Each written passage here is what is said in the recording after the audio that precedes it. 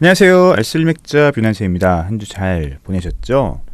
야, 3월입니다. 2023년이 벌써 3분의 1, 1/4분기가 지나가고 있어요. 이게 실화인가요? 아니, 뭐 이렇게 시간이 빨리 가는 건지 모르겠습니다. 와, 박수! 네. 자, 연세대학교에서 매주 화요일 저녁 7시부터 10시까지 저희가 드디어 오픈을 하게 되었고요.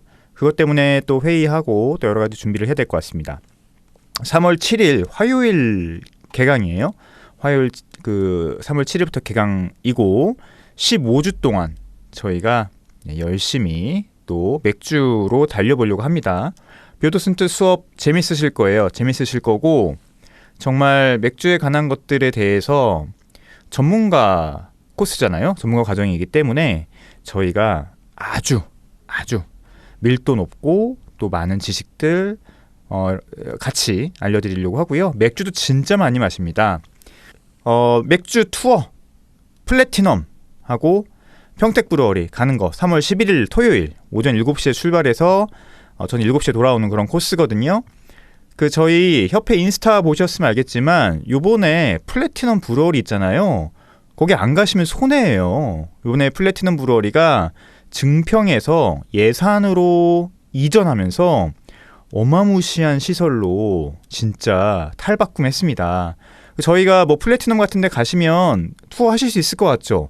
못해요. 개인이 가시면 절대 투어 시켜주지 않습니다. 저희 협회랑 같이 협력하셔서 가시는 거거든요. 오픈해 주시는 거거든요. 또 저희 협회 전문가분이 같이 가셔서 양조 과정 같은 것들 그런 것도 쫙 설명해 드리고 또 바로 막 만들어진 맥주들 시음하실 수 있는 기회인데요. 요번에 플래티넘 못 가시면 아마 후회하실 거예요. 스페셜 투어에 신청해 주시면 되는데 자세한 연락처는 저희 협회 인스타나 페이스북 페이지 오셔서 보시면 스페셜 투어 연락처 있습니다.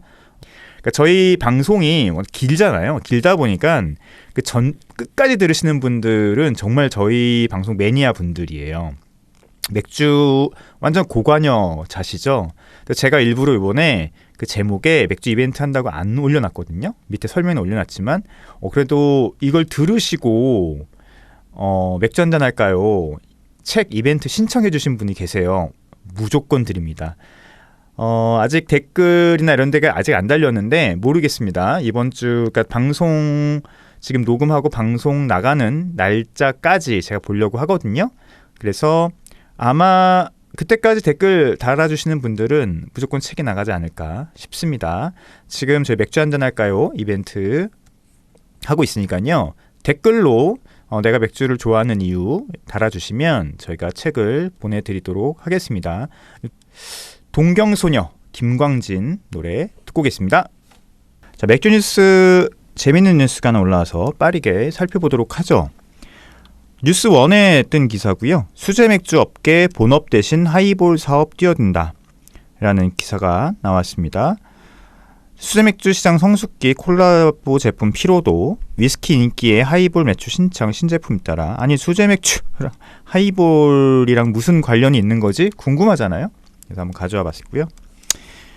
수제 맥주 업계가 잇따라 하이볼 시장에 눈을 두드리고 있다. 수제 맥주 업체 몇몇 업체겠죠, 그죠? 근데 이게 웃기는 게 수제 맥주 업체가 어떻게 하이볼 시장에 들어갑니까, 그죠? 그러니까 지금 말씀드리는 이 양조장들은 소규모 양조장이 아니에요, 더 이상.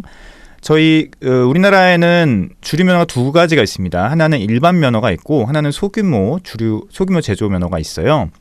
일반 면허는 다 만들 수 있죠. 뭐 소주, 맥주 다 물론 허가는 따로 받아야 되지만 소주도 만들 수 있고 맥주도 만들 수 있고 뭐 전통주도 만들 수 있고 다 만들 수 있습니다. 하지만 소규모 그러니까 소규모 제조 면허 같은 경우는 그렇지 않아요. 면허를 받는 조건도 다르고 여러 가지가 다릅니다. 그러니까 여기서 수제 맥주 업체라고 하는 거는 제가 봤을 때는 좀 어폐가 있어요.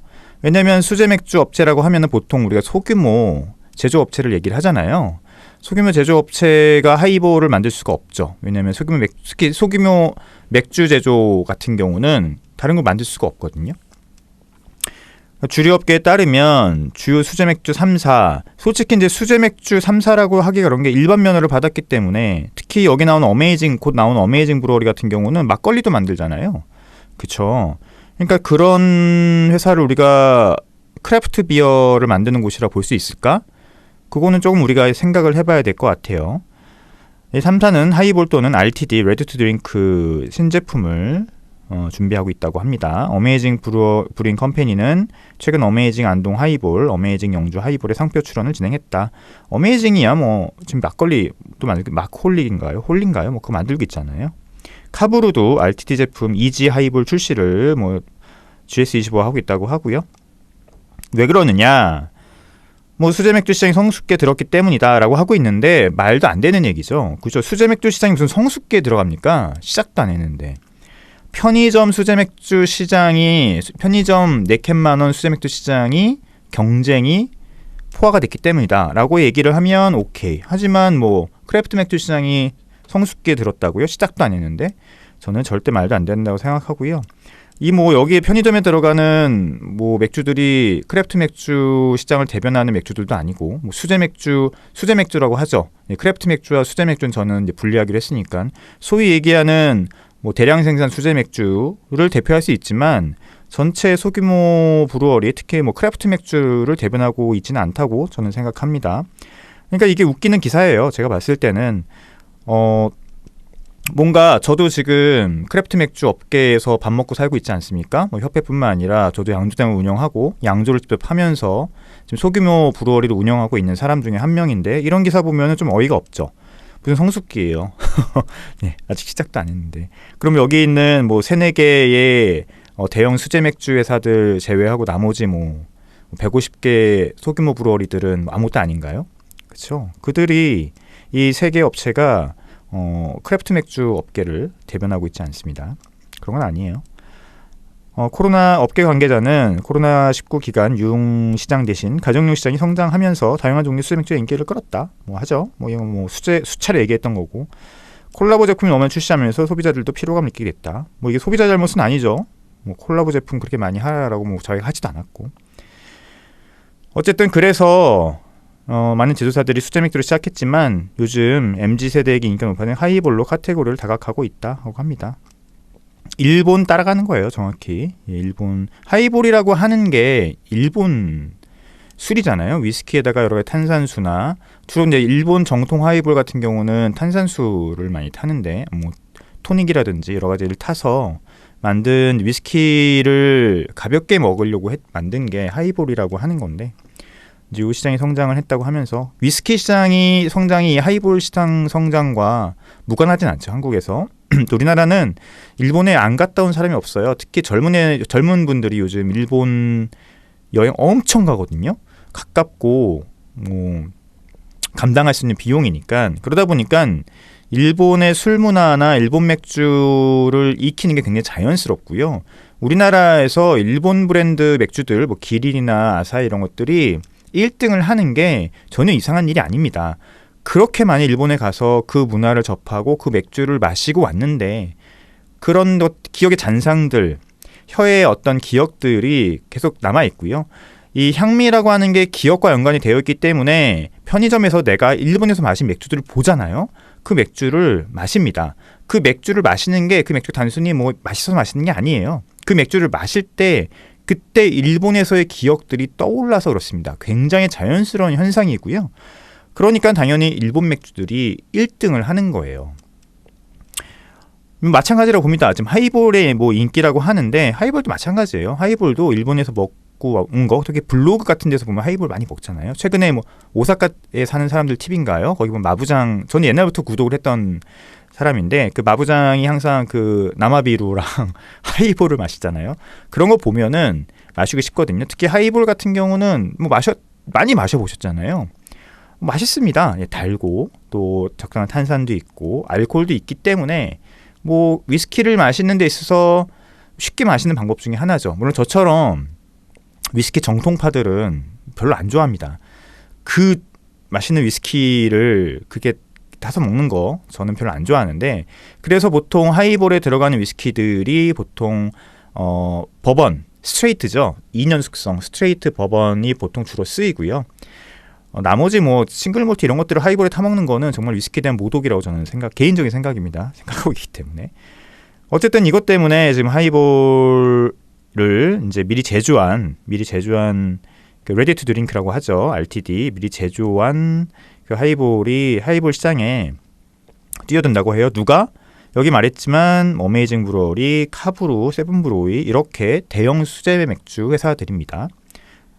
이 회사들은 지금 편의점 SKU에서 맥주가 인기가 없으니까 그 SKU를 놓치면 안 되거든요. 그 SKU를 놓치는 순간 매출이 줄어들기 때문에 SKU를 대체할 수 있는 여러 가지 것들을 고민을 하고 있는 거고, 이게 어떤 거랑 연관이 되냐면 미국의 크래프트 맥주 회사들도 비슷한 움직임이 있어요.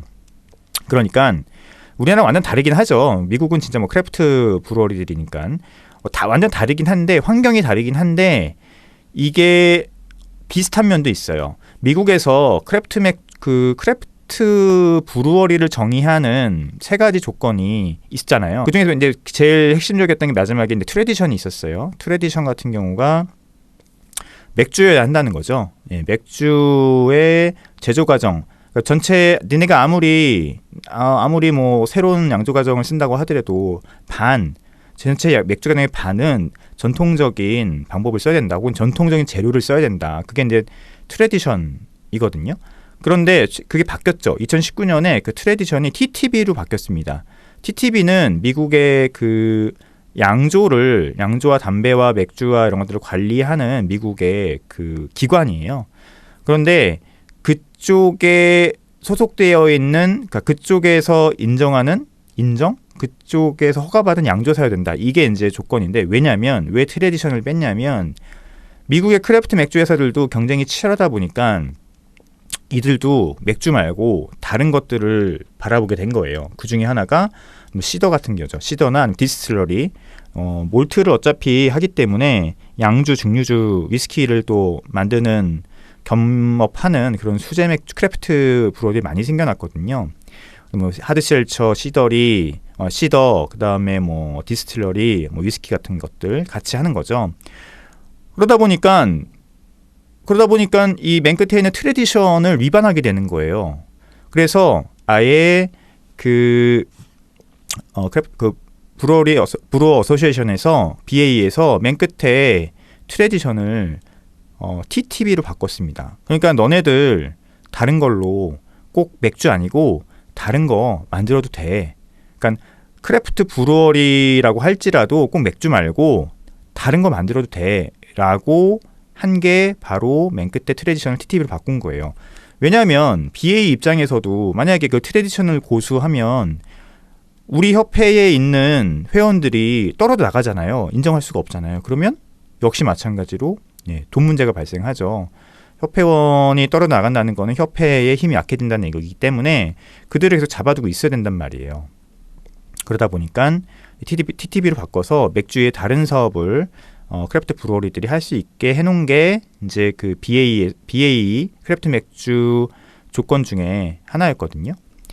마찬가지예요. 여기서도 이제 편의점에 진출한 대형 수제 맥주 회사들 같은 경우에도 자기들의 이익이 떨어지기 때문에 다른 것들을 볼 수밖에 없었던 것이고, 그 중에서 하나가 하이볼입니다. 그래서 이 몇몇 업체들은 다 일반 면허로 바꿨을 거예요. 일반 면허로 바꿔서 맥주만 갖고서는 먹고 살기 힘들다라는 거죠.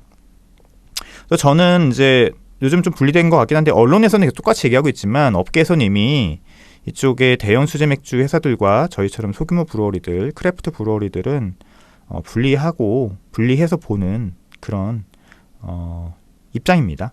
보시면 될 것 같아요. 재밌네요. 근데 하이볼 그렇죠. 마시긴 편한 술은 맞습니다. 자, 음악 듣고 와서 우리 맥주에 대한 모든 것 또 이야기해보죠. 자, 세 번째 노래는 원더우먼,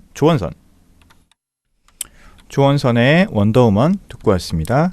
자, 우리 맥주에 대한 모든 것 맥주 사전 오늘 계속 이어가 보죠. 오늘 재밌어요. 오늘은 진짜 크게 저번 시간까지 굉장히 좀 복잡한 얘기들 막 양조 과학 얘기하고 막 그랬잖아요. 오늘은 아닙니다. 오늘은 완전 문화에 대한 얘기여서 오늘 재밌으실 거예요. 자, 첫 번째 비어드 수염입니다. 수염. 아니 수염이 여기 왜 나와? 라고 생각하실 수 있겠지만 수염 읽어볼까요? 크래프트 맥주 서클, 크래프트 맥주를 좋아하고 추종하는 사람들의 의미, 크래프트 씬이라고 우리가 번역을 하죠. 크래프트 씬에서 수염은 흔하게 볼 수 있다. 그런가요? 미국 같은 경우는 그런 것 같아요. 적어도 남자들 사이에서는 말이다. 수염의 길이는 종종 그 개인이 속해 있는 크래프트 씬의 사회적 지위와 관련이 있지만 모양은 개개인의 취향과 양심에 따르곤 한다. 이건 굉장히 개인적인 이야기고요. 그죠? 크래프트 맥주 씬에는 사람들이 수염을 많이 기르는 건 사실이에요. 한국은 아니고요. 이제 한국은 수염 문화가 아니니까 미국이나 뭐 유럽 같은 경우는 막 더스룩하게 막 완전히 너드죠. 너드 딱 봤을 때 진짜 비어 너드들 같이 보이는 사람들이 진짜 많고요. 그게 어떻게 보면 또 크래프트 씬의 또 문화가 될 수 있죠. 너드라고 하면은 뭐 좀 긍정적인 의미의 너드라고 할 수 있어요. 원래 너드는 부정적인 의미로 많이 쓰이죠. 찐따 같은 뜻이잖아요. 완전 한 군데에 몰두해서 그밖에 모르는 뭐 방 안에 막 박혀가지고 막 그밖에 모르는 찐따를 우리가 보통 너드라고 얘기하는데 여기서 이제 얘기하는 비어너드 같은 경우는 꼭 그런 것보다는 완전 매니아라고 보시면 될 것 같은데 어쨌든 그렇답니다. 자, 오레건에 있는 로그 에얼 브루어리는 비어드 비어라고 하는 게 출시했는데 헤드브로어인 존 메이어의 수염에서 배양한 효모를 이용해서 만들었다고 합니다. 우리나라에서는 안 팔리겠죠? 로그는 굉장히 유명한 브루어리죠. 한국에도 들어와 있습니다. 로그 에일 유명하죠? 그렇다고 해요. 네. 자, 비어밸리. 야, 맥주배. 재배인데. 맥주배는 재배입니다. 비어밸리에 대한 얘기도 있습니다. 맥주가 똥배를 만든다는 보장은 없지만 많은 칼로리를 가지고 있고 과도하게 마시면 살이 찐다는 것은 분명한 사실이다. 맥주는 탄수화물과 여러 종류의 당을 포함하고 있으며 알코올은 대략 그램당 7칼로리를 숨기고 있다. 이는 순수 지방이 만드는 열량이다. 따라서 스타우트 에일은 한 파인트, 영국에서는 568ml입니다. 한 파인트가. 미국에서는 413ml고요. 파인트인데 미국과 영국이 좀 달라요. 약 250칼로리를 갖고 있는데 이는 1일 권장량에 달하는 훌륭한 양이다. 설상가상으로 알코올은 식욕을 돋고 과식하게 만든다. 게다가 맥주는 물을 띄엄띄엄 마시기 한 좋은 핑계이기도 하다. 여기 보면은 뭐 이렇게 얘기를 하고 있는데 조금 사실을 좀 얘기해야 될 필요가 있을 것 같아요. 자, 알코올이 칼로리가 맞죠? 칼로리라고 하는 거는 열량입니다. 열량은 우리가 에너지를 쓰는 거죠. 그래서 우리는 알코올을 에너지로 씁니다. 알코올이 열량이기 때문에 우리가 좋아하는 거예요. 우리가 알코올을 왜 좋아할까요? 네, 에너지이기 때문에 그래요. 뇌가 그래서 알코올을 좋아합니다. 에탄올 얘기하는 거예요. 에탄올을 좋아하는 겁니다. 그렇지 않으면 우리가 술을 좋아하지 않아요. 물론 알코올에는 또 여러 가지 물질들이 있고 또 우리의 어떤 그 뇌를 또 뭐랄까요? 이렇게 좌지우지하는 다른 어떤 작용을 하기도 하지만 기본적으로 알코올은 칼로리이기 때문에 우리 뇌가 좋아하죠. 그런데 이 알코올이 갖고 있는 칼로리는 지방으로 변하는 칼로리는 아니에요. 그걸 많이들 이제 헷갈려 하시는데 맥주 많이 마시면 살이 찐다. 맥주를 많이 마시면 살이 찔 수 있죠. 왜냐하면 맥주에는 뭐 순수 알코올만 있는 건 아니니까. 예를 들어서 알코올이 5% 있는 맥주라고 하면은 이게 이제 볼륨이니까 95%는 물입니다. 물. 물론 그 안에 당도 있죠. 여러 가지 물질도 있지만 뭐 빼고서라도 뭐 5%가 알코올, 뭐 90% 한 94% 내외가 물, 나머지 뭐 1% 내외가 뭐 다른 걸 텐데 그 중에 당도 있을 거예요. 왜냐하면 맥주는 효모가 발효하지 않고 남긴 당이 있거든요. 당연히 그렇죠. 그리고 그 당이 바로 바디감을 구성하거나 맥주의 단맛을 구성하죠.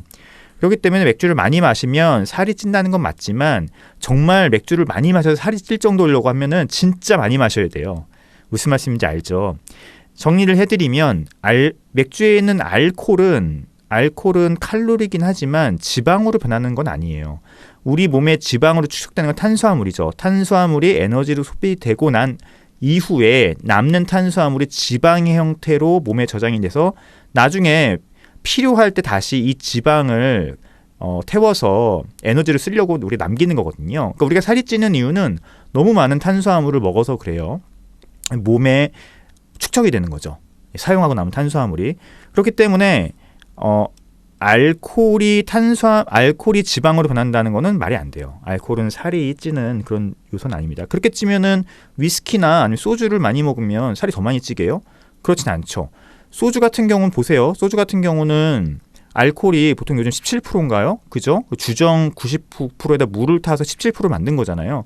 그럼 17% 이외에 83%, 82%는 물이에요. 나머지 단맛도 있거든요. 소주가 밸런스를 맞추기 위해서 그 당을 보통 알룰로스나 이런 걸 쓴단 말이죠.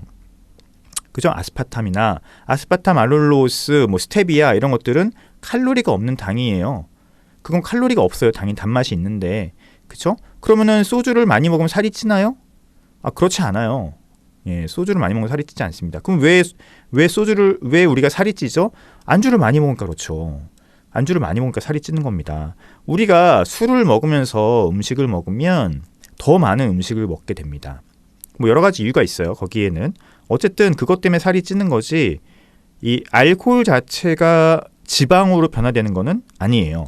그래서 진짜 알코올 중독자들 있잖아요. 알코올 중독자들 보면 술만 먹고 일단은 목숨을 이어갑니다. 생명을 계속 부지하죠. 하지만 그분들 진짜 알코올 중독자들 보시면 빼짝 말라 있어요. 만약에 술을 먹어서 살이 찐다고 하면 특히 알코올 중독자 같은 경우는 맥주로는 절대 알코올 중독이 되지가 않아요. 알코올 중독자가 되기 위해서는 정말 위스키나 소주 같이 알코올이 높은 술들 고도주를 먹어야지 알코올 중독이 되거든요. 그럼 그런 분들이 몸이 뚱뚱해야 되잖아요. 그렇지 않죠. 알코올 중독자들이 몸이 빼짝 말라 있어요. 그죠? 술만 먹고 일단은 생명은 부지해요. 대신 모든 게 망가져 있죠. 모든 게 망가져 있습니다. 술만 먹으니까. 그렇기 때문에 여기 이제 비어밸리 이 내용이 나와 있는 것처럼 칼로리가 있지만 이 칼로리 때문에 살이 찌는 건 아니에요. 그러니까 우리가 맥주를 많이 먹으면 맥주배가 나오는 거는 맥주 때문이 아니고 같이 먹는 안주 때문에 그렇습니다. 안주 때문에 그렇게 보시면 될 것 같고요. 알코올은 식욕을 도두어 가식하게 만든다. 이것도 약간 우리가 약간 좀 얘기를 해볼 필요가 있어요. 알코올은 아까 칼로리라고 말씀드렸잖아요. 그래서 알코올을 먹잖아요. 그럼 우리 뇌가 칼로리를 섭취했다는 생각에 식욕을 좀 떨어뜨립니다. 그렇게 얘기하시는 분들도 있어요. 전 의사가 아니기 때문에 그렇게 말씀하시는 의사들의 이야기를 제가 전달해 드리는 거예요. 제가 연구한 것도 아니고 제가 의사도 아니고. 예. 그래서 맥주 한 잔 먹잖아요. 그럼 오히려 식욕이 떨어집니다. 뇌가 칼로리를 섭취했다고 생각하고 있기 때문이죠. 그래서 여기에 나오는 얘기들은 반은 맞고 반은 틀리다고 좀 말씀드릴 수 있을 것 같아요. 이건 헷갈릴 수 있는 얘기고, 하여튼 맥주를 많이 먹으면 당연히 살이 찔 가능성이 있지만 대부분의 실제 살이 찌는 거는 우리가 안주를 많이 먹어서 그렇다라고 생각하시면 될 것 같고요.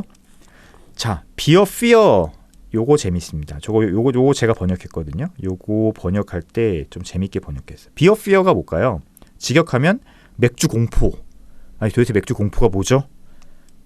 한번 읽어볼까요? 모두 한 번쯤은 경험해봤을 것이다. 새벽 3시 맥주가 선사한 달콤한 선잠에서 갑자기 깨어난다. 기분을 좋게 만들었다고 생각한 그 한 잔이 지금은 사뭇 다른 느낌으로 다가온다. 그렇다. 어젯밤 나는 뭔가 창피한 말과 행동을 했고 모두가 그 모습을 애처롭게 바라보고 있었다. 핸드폰은 아마 화장실에 두고 온 것 같다. 이런 경험들 다들 있으시죠? 예, 저도 머릿속으로 막 스쳐 지나갑니다. 그랬던 모습들이. 자, 이게 바로 우리가 과음한 다음날 이불킥을 차게 하는 비어피어다. 알코올은 잘 알려진 진정제로서 다양한 방법으로 뇌에 영향을 미치는데 내가 좋아하는 영양분을 감소시키고 없애버려 호르몬 반응을 유발하게 한다. 여기다 통증, 구역질, 어지럼증 같은 숙취의 불쾌한 신체 증상이 더해진다. 그리고 세상이 뭔가 엄청 잘못 돌아가고 있다는 결론을 내리기도 어렵지 않다. 이게 비어피어죠. 그러니까 비어피어가 뭐냐면 맥주를 너무 많이 마셔서 생기는 부작용, 얘기를 합니다. 많이들 경험 있으시죠? 꼭 이게 맥주 때문은 아닌 것 같은데 저 같은 경우는 맥주 때문이 많았고 어쨌든 과음한 기분 좋게 취한 거죠. 기분 좋게 취하면 말도 많아지고 뭐 막 춤도 추고 소리도 지르고 막 하잖아요. 알코올이 여러분들의 뇌를 마비시켜서 네, 그렇습니다. 흥분 물질을 증가시키고 뭐 하여튼 이성적인 부분을 마비시키면서 술이 취하면 그렇게 됩니다. 그죠? 근데 문제는 뭐냐면 다 그럼 상관없어. 다 그럼 우리 공범이야. 너도 그랬고 나도 그랬어. 그게 아니고 그 중에도 꼭 몇몇 술이 안 취한 사람들이 있어요. 혹은 나 혼자 취했어. 나를 바라보고 있었던 거지. 그 당시엔 몰라. 근데 집에서 잠을 자다가 갑자기 눈을 뜰 때가 있어요. 진짜 술을 많이 먹으면 갑자기 눈이 딱 떠집니다. 그 순간에 내가 어저께 한 행동들이 굉장히 부끄러운 행동들이 머릿속에 싹 지나가면서 진짜 개 쪽팔리죠. 진짜 쪽팔린 그 순간이 오는데 이제 그게 비어 피어라고 얘기를 하고 있고 또 하나는 이제 근데 제가 잘 그러는 건데 제가 숙취가 되게 심하거든요. 그러니까 제가 술을 잘 먹는 체질이 아니어서 저희 조상님들께서 술 분해 효소를 많이 주시지 않으셔서 제가 숙취가 되게 심해요. 특히 속이 안 좋고 머리가 아프고 막 이런 것들 있잖아요. 이런 것들도 역시 비어 피어 중에 하나다라고 합니다. 숙취가 심할 때는 하나밖에 없죠. 잠자는 것밖에 없습니다. 잠자는 것밖에 없고 약국에서 파는 그 숙취 해소제가 있거든요. 이렇게 딱 끝에 딱 깨가지고 탁 타서 먹는 거, 그거 저 직방입니다. 그거 먹으면 진짜 금방 깨는 것 같아요. 그리고 술 먹기 전후로 숙취 해소제를 먹는 것은 도움이 되긴 하는 것 같습니다. 특히 최근에 나오는 숙취 해소제들은 확실히 효과가 좀 있는 것 같아서 그런 거 드시는 게 만약에 오늘 좀 무리해서 먹을 것 같다라고 하면 미리 좀 드시는 게 좋지 않을까라고 그냥 권장해 드립니다. 비어피어 조심하시고요. 최근에는 별로 없어요. 저는 젊었을 때야 뭐 진짜 맨날 비어피어 아침에 일어나면 내가 왜 그랬지 미쳤나 보다. 그리고 술 먹고 그렇게 막 친하게 지나고 뭐 막 그러다가도 솔직히 술 먹고 친해지는 거는 사회생활에 그렇게 도움이 안 됩니다. 그냥 살아보니까 술 먹고 친해지고 형이니 오빠니 동생이니 하는 거 있잖아요. 그때뿐입니다. 그러니까 적당히 드십시오. 자, 비어홀 가보셨나요? 비어홀 독일 바이에른 주도인 뮌헨에서 시작된 특별한 형태의 펍이다. 지금은 독일의 다른 지역과 세계 전역에도 찾아볼 수 있다. 비어홀은 굉장히 넓고 높은 천장을 갖고 있으며 보통 수백 명 또는 수천 명의 사람이 긴 공용 벤치에 앉아서 맥주를 마신다. 대부분의 비어홀은 특정 브루어리에 소속되어 있고 그 자리에 소규모 브루어리를 갖고 있으며 바이에른 지역의 전통 맥주 음식이 서빙된다. 비어홀은 다들 아시잖아요. 넓은 테이블과 의자를 갖고 있는 맥주 마시는 공간이고요. 뮌헨 가신 분들은 다들 아시겠지만 가장 대표적인 비어홀 같은 경우는 호프브로이 하우스죠. 호프브로이 하우스가 가장 대표적인 비어홀이라고 할 수 있죠. 뮌헨의 모든 맥주 브루어리가 맥주 브랜드가 다 비어홀을 갖고 있는 건 아니에요. 호프브로이 하우스 있고요. 또 어디 있지? 한 두 군데 정도 있는 것 같습니다. 파울라너도 있고 또 몇 군데 있어요. 들어가 보시면 테이블이 길게 되어 있고 긴 의자가 있어서 모르는 사람끼리 따닥따닥 앉아서 먹습니다. 이게 저도 독일 갔을 때 되게 흥미로웠던 문화인데 독일 사람들이 그렇게 긴 테이블에 같이 앉아서 모르는 사람과 같이 앉아서 먹는 것에 대해서 그렇게 이상하게 생각하지 않습니다. 그들의 문화고요. 이거는 꼭 맥주뿐만 아니라 카페도 마찬가지예요. 카페도 긴 테이블이 있는데 거기 그냥 모르는 사람끼리 앉아서 먹거나 아니면 꼭 비어홀이 아니고 프랑크푸르트에 가면은 프랑크푸르트의 대표적인 술은 사과주거든요. 사과주. 아플바인이라 그래서 사과주가 이제 프랑크푸르트의 대표적인 술이에요. 프랑크푸르트는 맥주의 도시가 아니고 그 아플바인의 그 도시인데 그 아플바인을 전문적으로 파는 그 가스트호프나 이런 데 가면 가스트하우스 같은 데 가면 거기도 긴 의자와 긴 테이블이 있어서 그냥 처음 보는 사람끼리 앉아서 같이 먹습니다. 그럼 같이 인사도 하고 그래서 이게 솔직히 얘기하면 우리 문화랑도 좀 연관이 되는 것 같아요.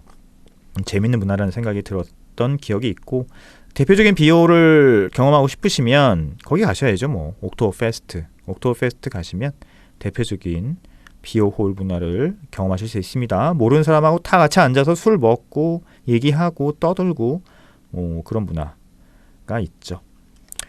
예, 시간이 거의 다 됐네요. 음악 듣고 와서 오늘 제가 마신 맥주 이야기들을 좀 해드리도록 하겠습니다. 글렌책의 러브 올 다이 듣고 왔습니다. 제가 설화라는 맥주를 마셨어요. 설화는 중국의 지금 넘버원 맥주입니다. 넘버원 맥주가 설화고 두 번째 맥주가 칭따오예요. 중국의 넘버원 맥주가 한국에 이제 들어온 거죠.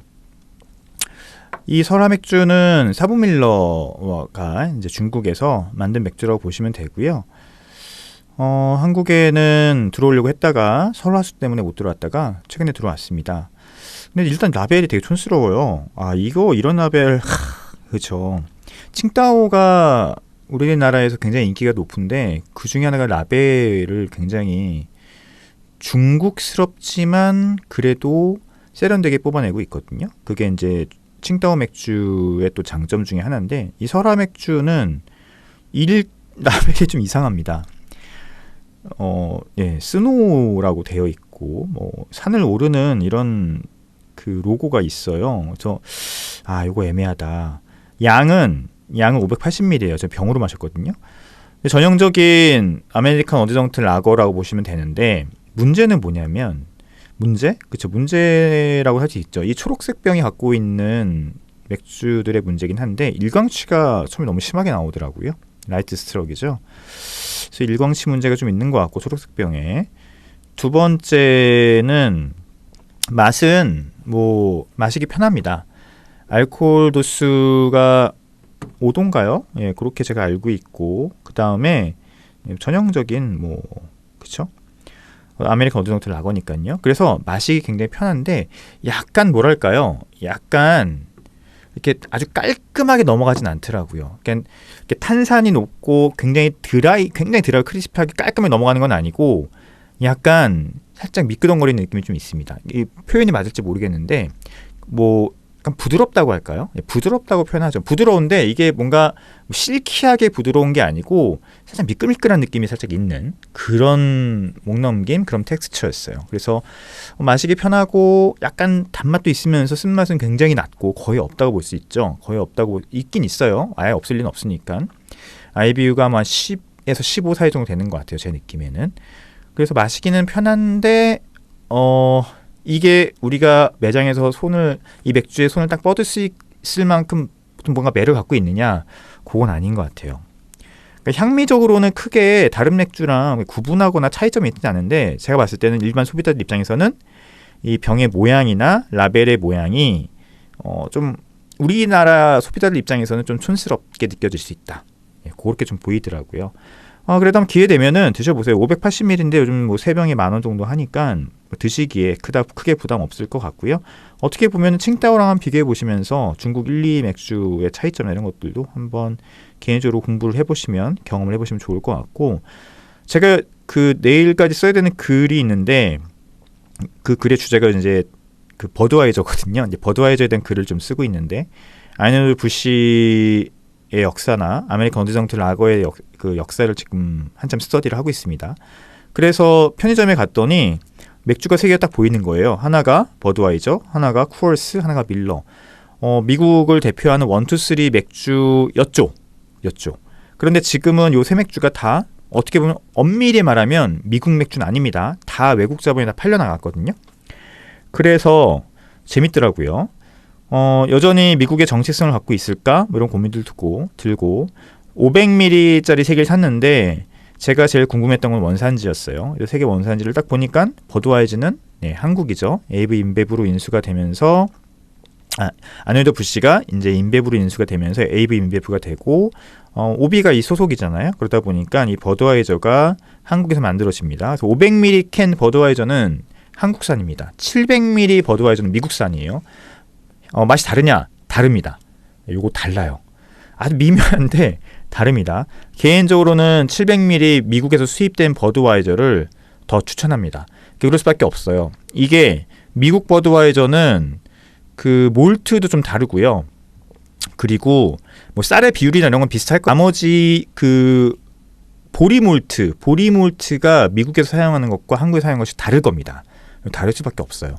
그래서 미묘하게 이 텍스처가 좀 다르고요. 그 다음에 홉향이 달라요. 미국에서 사용하는 그 홉과 한국에서 사용하는 홉이 다를 겁니다. 그래서 이 뒤에 올라오는 홉향이 미국산 버드와이저가 조금 더 도드라지고 특징이 있습니다. 진짜 버드와이저라고 생각을 하고요.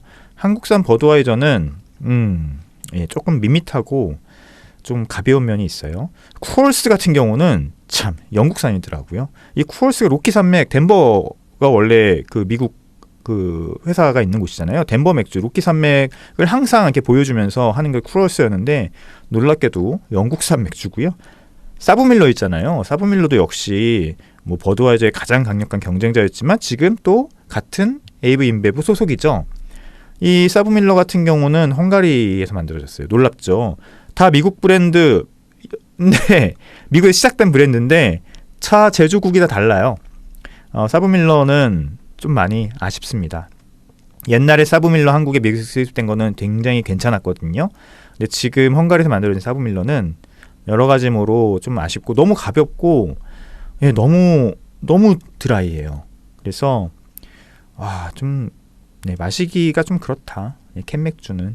그래서 이제 미국 브랜드들 맥주들도 어디선인지 한번 보시고 그 다음에 생맥주도 한번 어디산인지 확인해 보시고 드시는 게 좋을 것 같다는 생각이 들어요. 맥주가 이렇습니다. 건강하시고요. 봄이 다가오고 있습니다. 봄에 또 맥주 시즌이 다가오니까 같이 맛있는 맥주 라이프 즐겨주시면 좋겠습니다. 안녕히 계십시오.